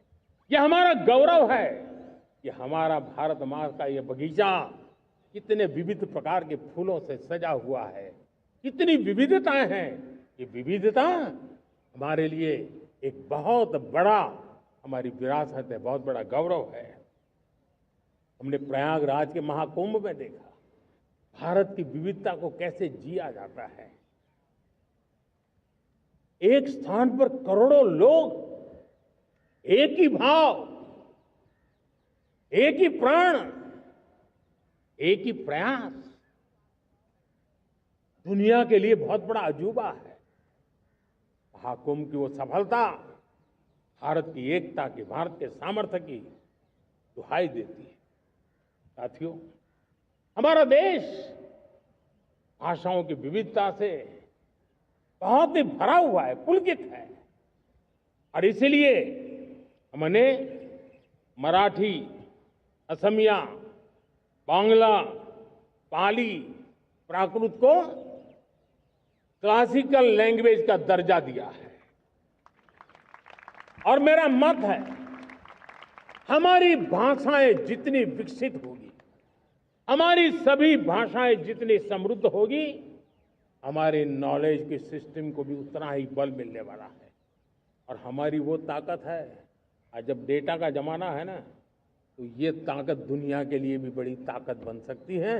इतना सामर्थ्य हमारी लैंग्वेज में। हमें हमारी सभी भाषाओं पर गर्व होना चाहिए। हमारी सभी भाषाओं के विकास के लिए हर किसी ने बनते हुए प्रयास करना चाहिए। साथियों, पांडुलिपि में हमारे ज्ञान के भंडार पड़े हैं, लेकिन उसके प्रति उदासीनता रही है। इस बार हमने ज्ञान भारतम योजना के तहत देश भर में जहां भी हस्तलिखित ग्रंथ है, जहां पांडुलिपियां हैं, सदियों पुराने जो दस्तावेज हैं, उनको खोज खोज करके आज की टेक्नोलॉजी का उपयोग करते हुए उस ज्ञान की समृद्धि को आने वाली पीढ़ियों के लिए काम आए, उस दिशा में काम कर रहे हैं। मेरे प्यारे देशवासियों, हमारा स्पष्ट मत है, यह देश सिर्फ सरकारें नहीं बनाती है, ये देश राजसत्ता पर विराजमान लोग ही नहीं बनाते हैं, ये देश शासन की धुरा संभालने वाले नहीं बनाते हैं। ये देश बनता है कोटि कोटि जनों के पुरुषार्थ से, ऋषियों के, मुनियों से, वैज्ञानिकों के, शिक्षकों के, किसानों के, जवानों के, सेना के, मजदूरों के, हर किसी के प्रयास से देश बनता है। हर किसी का योगदान होता है, व्यक्ति का भी होता है, संस्थाओं का भी होता है। आज मैं बहुत गर्व के साथ एक बात का जिक्र करना चाहता हूं। आज से 100 साल पहले एक संगठन का जन्म हुआ, राष्ट्रीय स्वयंसेवक संघ। 100 साल की राष्ट्र की सेवा एक बहुत ही गौरवपूर्ण स्वर्णिम पृष्ठ है। व्यक्ति निर्माण से राष्ट्र निर्माण के संकल्प को लेकर के 100 साल तक मां भारती का कल्याण का लक्ष्य लेकर के लक्षावधि स्वयंसेवकों ने मातृभूमि के कल्याण के लिए अपना जीवन समर्पित किया है। सेवा, समर्पण, संगठन और अप्रतिम अनुशासन, ये जिसकी पहचान रही है, ऐसा राष्ट्रीय स्वयंसेवक संघ दुनिया का ये सबसे बड़ा एनजीओ है। एक प्रकार से 100 साल का उसका समर्पण का इतिहास है। आज लाल किले की प्राचीर से 100 साल की इस राष्ट्र सेवा की यात्रा में योगदान करने वाले सभी स्वयंसेवकों को आदरपूर्वक स्मरण करता हूं और देश गर्व करता है राष्ट्रीय स्वयंसेवक संघ की इस 100 साल की भव्य समर्पित यात्रा को, और हमें प्रेरणा देता रहेगा। मेरे प्यारे देशवासियों, हम समृद्धि की ओर जा रहे हैं, लेकिन समृद्धि का रास्ता सुरक्षा से गुजरता है। पिछले 11 वर्षों में राष्ट्र सुरक्षा, राष्ट्र रक्षा, राष्ट्र के नागरिकों की रक्षा, इन सभी मोर्चों पर हमने पूरे समर्पण भाव से काम किया है। हम बदलाव लाने में सफल हुए हैं। यह देश जानता है कि हमारे देश का बहुत बड़ा जनजातीय क्षेत्र नक्सलवाद की चपेट में, माओवाद की चपेट में पिछले कई दशकों से लहूलुहान हो चुका था।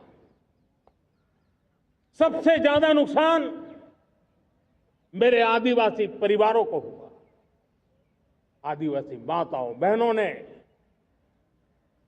अपने सपने के होनहार बच्चों को खो दिया। नौजवान बेटे गलत रास्ते पर खींच लिए गए, भटकाए गए, उनकी जीवन को तबाह कर दिया गया। हमने फौलादी हाथ से काम लिया। एक समय था, कभी 125 से ज्यादा जिलों में नक्सलवाद अपनी जड़ें जमा चुका था। माओवाद की चंगुल में हमारे जनजातीय क्षेत्र, हमारे जनजातीय नौजवान फंसे हुए थे और आज 125 जिलों में से कम होते होते हम 20 पर ले आए हैं। उन जनजातीय समाज की सबसे बड़ी हमने सेवा की है। और आप देखिए, एक जमाना था जब बस्तर को याद करते ही माओवाद, नक्सलवाद, बम बंदूक की आवाज सुनाई देती थी। उसी बस्तर में माओवाद नक्सल से मुक्त होने के बाद जब बस्तर के नौजवान ओलंपिक करते हैं, हजारों नौजवान भारत माता की जय बोल करके खेल के मैदान में उतरते हैं, पूरा वातावरण उत्साह से भर जाता है। ये बदलाव देश देख रहा है। जो क्षेत्र कभी रेड कॉरिडोर के रूप में जाने जाते थे, वो आज विकास के ग्रीन कॉरिडोर बन रहे हैं। साथियों, हमारे लिए गर्व की बात है, भारत के नक्शे में जिन क्षेत्रों को लहूलुहान कर दिया गया था, लाल रंग से रंग दिया गया था, हमने वहां संविधान, कानून और विकास का तिरंगा फहरा दिया है। मेरे प्यारे देशवासियों, ये भगवान बिरसा मुंडा की 150वीं जयंती का अवसर है। तब इन जनजातीय क्षेत्रों को नक्सल से मुक्त कर करके, मेरे जनजातीय परिवार के नौजवानों की जिंदगी बचा करके हमने भगवान बिरसा मुंडा को एक सच्ची श्रद्धांजलि दी है।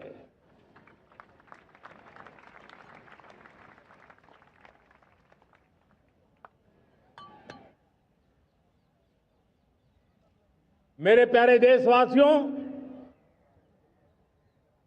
मैं आज देश के सामने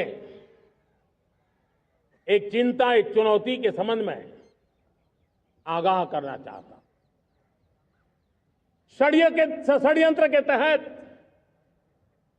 सोची समझी साजिश के तहत देश की डेमोग्राफी को बदला जा रहा है। एक नए संकट के बीज बोए जा रहे हैं और ये घुसपैठिए मेरे देश के नौजवानों की रोजी रोटी छीन रहे हैं। एक घुसपैठिए मेरे देश की बहन बेटियों को निशाना बना रहे हैं। ये बर्दाश्त नहीं होगा। ये घुसपैठिए भोले भाले आदिवासियों को भ्रमित करके उनकी जमीनों पर कब्जा कर रहे हैं।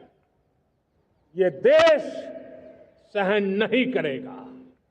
और इसलिए मेरे प्यारे देशवासियों,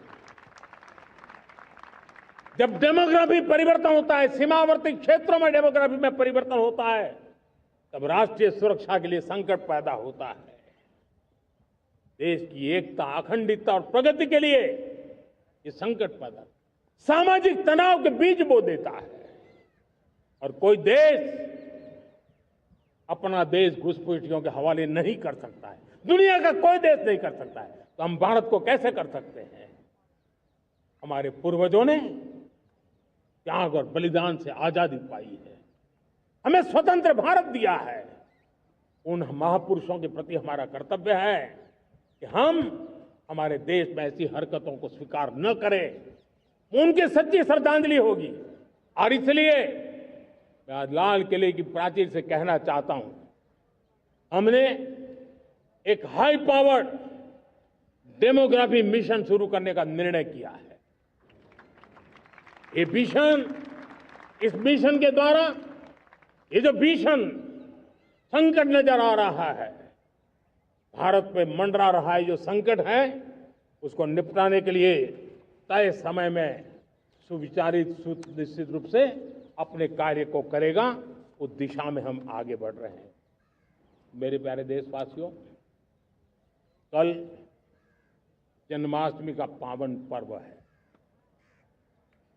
भगवान श्री कृष्ण का जन्मोत्सव देश में मनाया जाता है। साथियों, जब मुझे भगवान श्री कृष्ण याद आते हैं तो हम देख रहे हैं कि पूरे विश्व में आज युद्ध के तौर तरीके बदल रहे हैं। हमने देखा है कि भारत युद्ध के हर नए तौर तरीकों को निपटने में समृद्ध है। हमने ऑपरेशन सिंदूर में दिखा दिया है, टेक्नोलॉजी में जो भी महारत थी। पाकिस्तान ने हमारे सैन्य ठिकानों पर, हमारे एयरबेस पर, हमारे संवेदनशील स्थानों पर, हमारे आस्था के केंद्रों पर, हमारे नागरिकों पर मिसाइल्स, ड्रोन अनगिनत मात्रा में उन्होंने वार किया। देश ने देखा है, लेकिन देश को सुरक्षित रखने के जो प्रयास पिछले 10 साल में हुए हैं, उस ताकत का परिणाम था कि उनके हर हमले को हमारे जाबाजों ने और हमारी टेक्नोलॉजी ने तिनके की तरह बिखेर दी।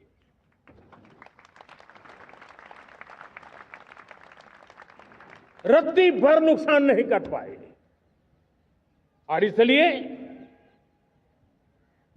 जब युद्ध के मैदान में टेक्नोलॉजी का विस्तार हो रहा है, टेक्नोलॉजी हावी हो रही है, तब राष्ट्र की रक्षा के लिए, देश के नागरिकों की सुरक्षा के लिए हमें भी, हमने जो आज महारत पाई है, वो महारत का और विस्तार करने की जरूरत है। हमने आज जो महारत पाई है, उसको लगातार अपग्रेड करते रहने की आवश्यकता है। और इसलिए साथियों, मैंने एक संकल्प लिया है, मुझे आपके आशीर्वाद चाहिए, कोटि कोटि देशवासियों के आशीर्वाद चाहिए, क्योंकि समृद्धि कितनी ही क्यों न हो, अगर सुरक्षा के प्रति उदासीनता बरतते हैं तो समृद्धि भी किसी काम की नहीं रहती। और इसलिए सुरक्षा का महत्व बहुत बड़ा है।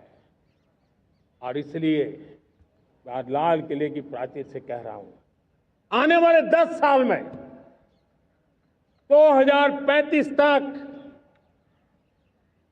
राष्ट्र के सभी महत्वपूर्ण स्थलों, जिनमें सामरिक के साथ साथ सिविलियन क्षेत्र भी शामिल है, जैसे अस्पताल हो, रेलवे हो, जो भी आस्था के केंद्र हो, उन्हें टेक्नोलॉजी के नए प्लेटफॉर्म द्वारा पूरी तरह सुरक्षा का कवच दिया जाएगा। ये सुरक्षा का कवच लगातार विस्तार होता जाए, देश का हर नागरिक सुरक्षित महसूस करे। किसी भी प्रकार की टेक्नोलॉजी हम पर वार करने आ जाए, हमारी टेक्नोलॉजी उससे बेहतर सिद्ध हो। और इसलिए आने वाले 10 साल 2035 तक मैं ये राष्ट्रीय सुरक्षा कवच का विस्तार करना चाहता हूं, मजबूती देना चाहता हूं, आधुनिक बनाना चाहता हूं। और इसलिए भगवान श्री कृष्ण से प्रेरणा पाकर के हमने श्री कृष्ण का जो सुदर्शन चक्र था, उस सुदर्शन चक्र की राह को चुना है। आप में से बहुत लोगों को याद होगा, जब महाभारत की लड़ाई चल रही थी, श्री कृष्ण ने अपने सुदर्शन चक्र से सूर्य के प्रकाश को रोक दिया था और दिन में ही अंधेरा कर दिया था। सूर्य प्रकाश को सुदर्शन चक्र से रोक दिया था। और तब अर्जुन ने जो शपथ ली थी जयद्रथ का वध करने की, उस प्रतिज्ञा को अर्जुन पूर्ण कर पाए थे। वो सुदर्शन चक्र के पराक्रम और रणनीति का परिणाम था। अब देश सुदर्शन चक्र मिशन लॉन्च करेगा।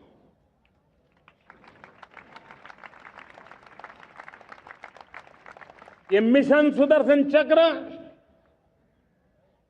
एक पावरफुल वेपन सिस्टम दुश्मन के हमले को न्यूट्रलाइज तो करेगा ही करेगा, लेकिन कई गुना ज्यादा दुश्मन पर हिट बैक करेगा।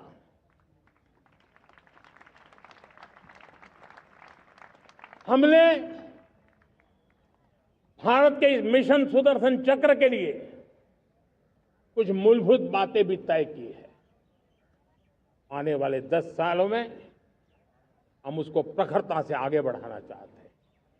एक तो ये पूरी आधुनिक सिस्टम, इसके लिए रिसर्च, डेवलपमेंट, उसकी मैन्युफैक्चरिंग हमारे देश में ही हो, हमारे देश के नौजवानों के टैलेंट से हो, हमारे देश के लोगों के द्वारा बनी।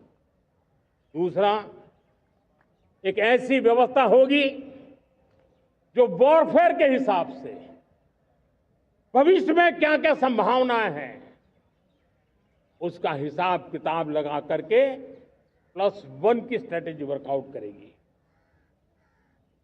और तीसरा, सुदर्शन चक्र की एक ताकत थी, वो बहुत ही प्रिसाइज, जहां जाना था वहीं जाता था और वापस श्री कृष्ण के पास लौट के आता था।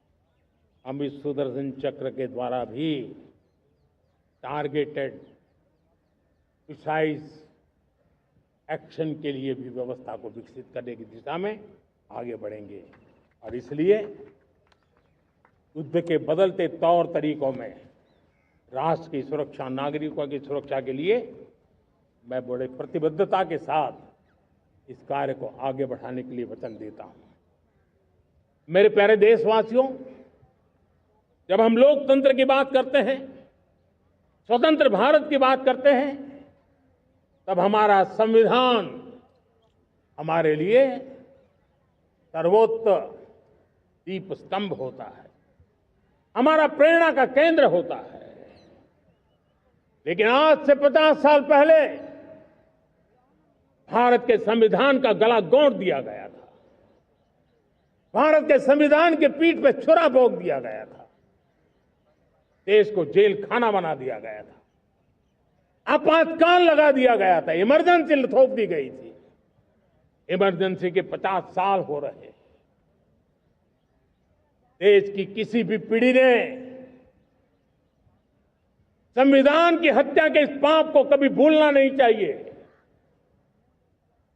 संविधान की हत्या करने वाले पापियों को नहीं भूलना चाहिए। और हमें भारत के संविधान के प्रति अपने समर्पण को और मजबूती देते आगे बढ़ना चाहिए। वो हमारी प्रेरणा है। मेरे प्यारे देशवासियों, मैंने इसी लाल किले से पंच प्रण की बात कही थी। मैं आज लाल किले से फिर से एक बार मेरे देशवासियों का पुनः स्मरण जरूर करना चाहता हूं। विकसित भारत बनाने के लिए न हम रुकेंगे, न हम झुकेंगे। हम परिश्रम की पराकाष्ठा करते रहेंगे और अपनी आंखों के सामने 2047 में विकसित भारत बना करके रहेंगे। मेरे प्यारे देशवासियों, हमारा दूसरा प्रण है कि हम हमारे जीवन में, हमारी व्यवस्थाओं में, हमारे नियम कानून परंपराओं में गुलामी का एक भी कण अब बचने नहीं देंगे। हम हर प्रकार की गुलामी से मुक्ति पाकर के ही रहेंगे। मेरे प्यारे देशवासियों, हम अपनी विरासत पर गर्व करेंगे। हमारी पहचान का सबसे बड़ा आभूषण, सबसे बड़ा गहना, सबसे बड़ा मुकुटमणि हमारी विरासत है। हम विरासत का गर्व करेंगे। मेरे प्यारे देशवासियों, इन सब के लिए एकता, ये मंत्र सबसे बड़ा शक्तिशाली मंत्र है और इसलिए एकता की डोर को कोई काट न सके, ये हमारा सामूहिक संकल्प होगा। मेरे प्यारे देशवासियों, मां भारती के प्रति कर्तव्य निभाना ये पूजा से कम नहीं है, तपस्या से कम नहीं है, आराधना से कम नहीं है। और उसी भाव से हम सब मातृभूमि के कल्याण के लिए परिश्रम की पराकाष्ठा करते हुए 2047 विकसित भारत के लक्ष्य को पार करने के लिए अपने आप को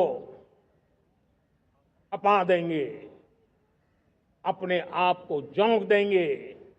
जो भी सामर्थ्य है, कोई भी अवसर को छोड़ेंगे नहीं। इतना ही नहीं, नए अवसरों को निर्माण करेंगे और निर्मित करने के बाद हम 140 करोड़ देशवासियों के सामर्थ्य से आगे बढ़ते ही रहेंगे, बढ़ते ही रहेंगे, बढ़ते ही रहेंगे। मेरे प्यारे देशवासियों, हमें याद रखना है, 140 करोड़ देशवासियों को याद रखना है, परिश्रम में जो तपा है, परिश्रम में जो तपा है, उसने ही तो इतिहास रचा है।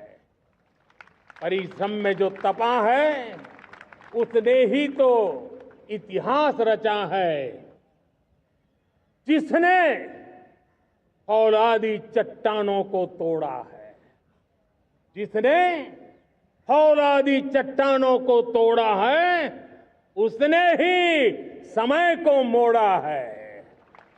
जिसने फौलादी चट्टानों को तोड़ा है, उसने ही समय को मोड़ा है। और समय को मोड़ देने का भी, समय को मोड़ देने का भी यही समय है, सही समय है। मेरे प्यारे देशवासियों, एक बार फिर आप सबको आजादी के इस महान पर्व की अनेक अनेक शुभकामनाएं देता हूं, बहुत बहुत बधाई देता हूं। मेरे साथ बोलेंगे, जय हिंद, जय हिंद, जय हिंद। भारत माता की, भारत माता की, भारत माता की। वंदे, वंदे, वंदे। बहुत बहुत धन्यवाद। जनगण मन अधिनायक जय हे, भारत भाग्य विधाता। पंजाब सिंध गुजरात मराठा, द्राविड़ उत्कल बंग, विंध्य हिमाचल यमुना गंगा, उच्छल जगति तरंग। तब शुभ नामे जागे, तब शुभ आशीष मांगे, गाहे तब जय गाथा। जनगण मंगलदायक जय हे, भारत भाग्य विधाता।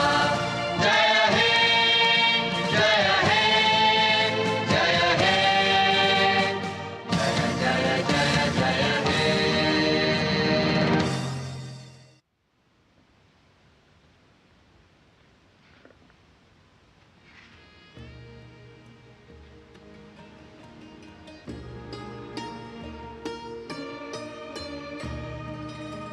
Prime Minister Narendra Modi, concluding another very well-received and successful Independence Day address from the ramparts of Red Fort.